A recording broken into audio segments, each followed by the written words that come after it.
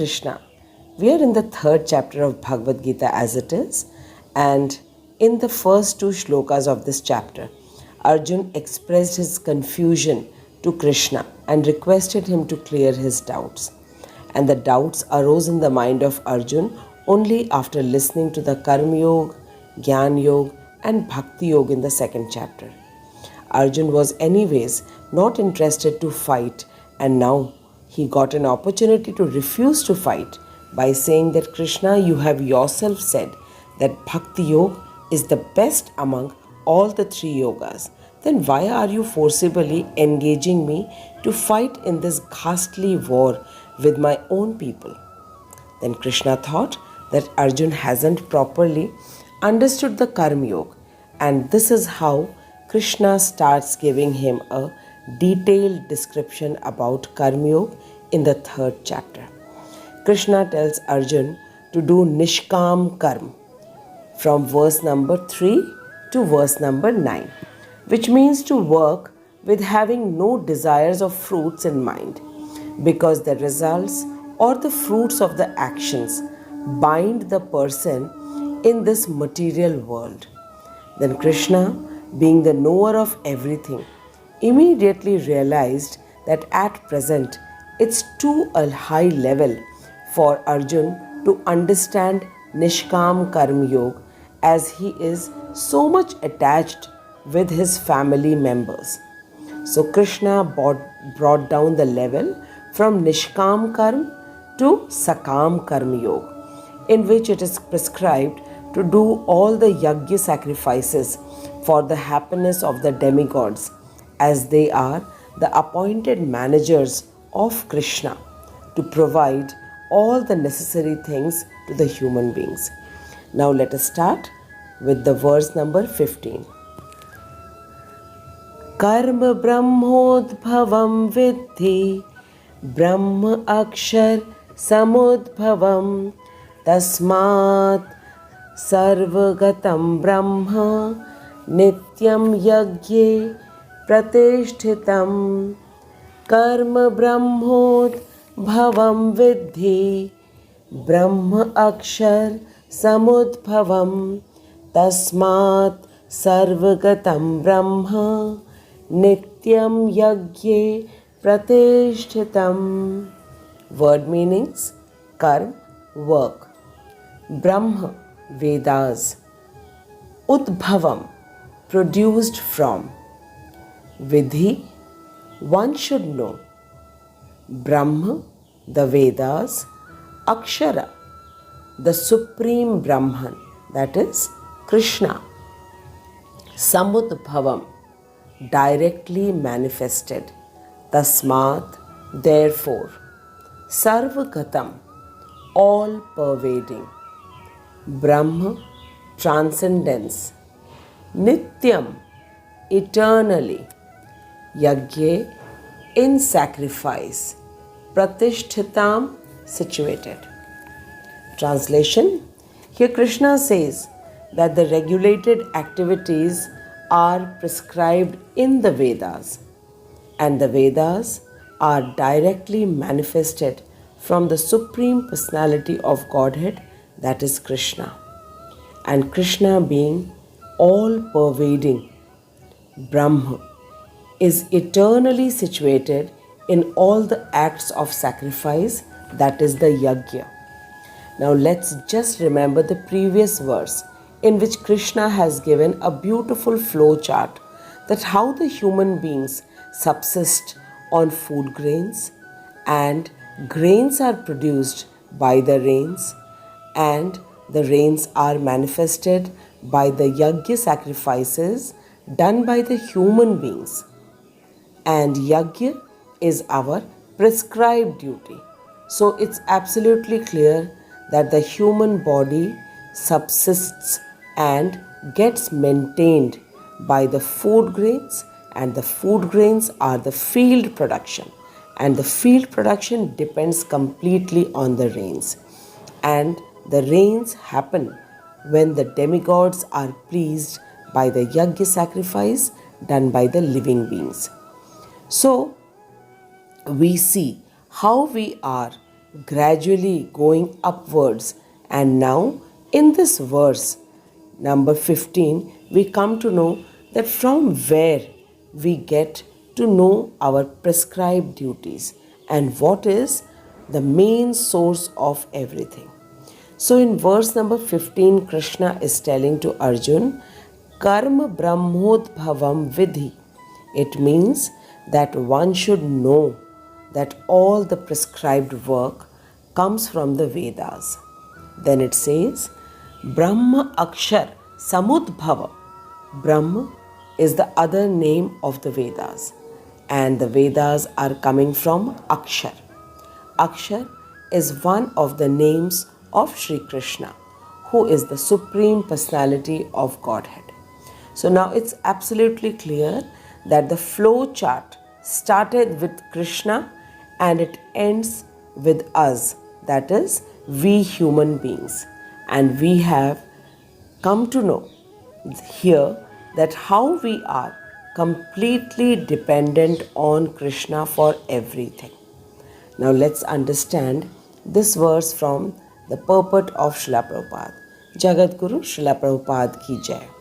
Srila Prabhupada says that in this verse it is explained in much detail that every work should be done only for the satisfaction of the Yajna Purush, that is Sri Krishna. And to work for the satisfaction of the Yajna Purush, we need to have the directions, and the directions are given in Brahma or the transcendental Vedas. The Vedas are therefore the codes of working directions. Srila Prabhupada says that anything that is performed without the directions of the Vedas is called vikarma, or unauthorized or sinful work, and in simple language we call it bad work. Therefore, one should always take the directions from the Vedas to be saved from the reactions of any work. For example, we all follow the rules of the state in our daily life, or else we will face the consequences of breaking the rules or for not following the rules. Similarly, each one of us have to follow the rules of the Supreme Lord which is prescribed in the Vedas. Now in this material world we see that no two persons ever agree on one thing, as everyone has a different way of thinking. For example, one person might think that waking up early in the morning is a healthy habit, and the other might think that watching movies late night is fun. So how to come to a decision that what is right and what is wrong for us? And none of us are that intelligent who can guide what is right and what is wrong. So we must take the directions from the Vedas. Now, we might think that why should we take the directions from the Vedas and what is the importance of the Vedas? In answer to this, Prabhupada says that our Vedas have been manifested directly from the breathing of the Supreme Personality of Godhead, that is Sri Krishna. This is the supreme power of Krishna that he has manifested all the four Vedas only by breathing. Now, can any one of us speak from the eyes or ears? No, we can never do such a thing. But Krishna, being omnipotent, which means all powerful at all the times, can do anything and everything. Krishna can use all his senses for doing all kinds of work. And when Krishna has directly manifested all the four Vedas, then it's our most important duty to read, understand, and imbibe the instructions of the Vedas. Srila Prabhupada says that the conditioned souls in this material world are always eager for material enjoyment, and Prabhupada calls it perverted desires. Why is it called perverted desires? Because our thoughts are absolutely opposite of what it should be. We are all Nitya Krishna Das, and being the Das, how can we even imagine to lord this material world? But many of us think to lord this material world, and this is known as perverted desires. Prabhupada says that the Vedic directions are made in such a way that each one of us can satisfy the perverted desires and then return to Godhead, having finished this so-called enjoyment.